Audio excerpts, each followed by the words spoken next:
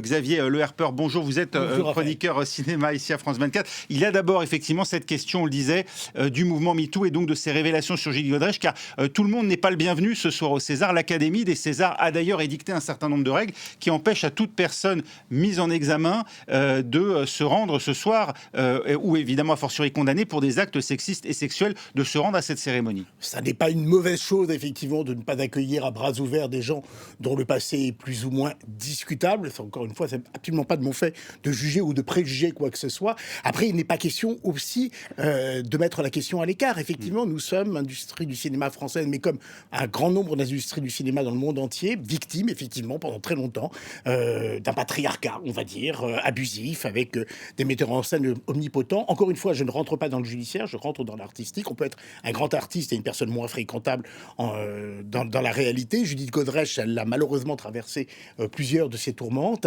et elle a raison de prendre la parole. Est-ce que les Césars, c'est le bon endroit ? Je ne sais pas.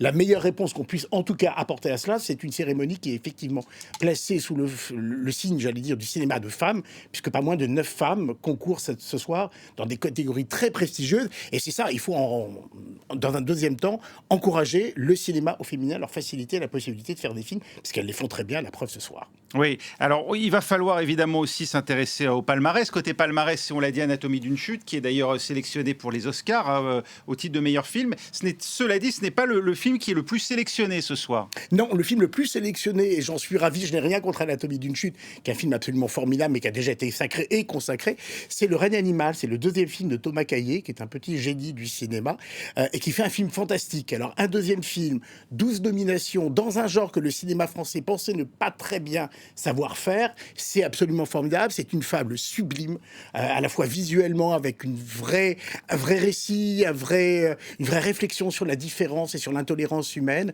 C'est un film qui démarre tout de suite, qui a une flamboyance de mise en scène. Moi, je l'ai vu à Cannes et je ne l'ai absolument pas oublié.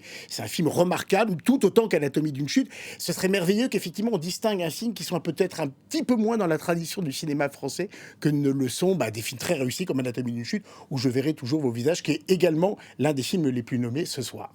Merci beaucoup Xavier Le Herper, cérémonie donc 49e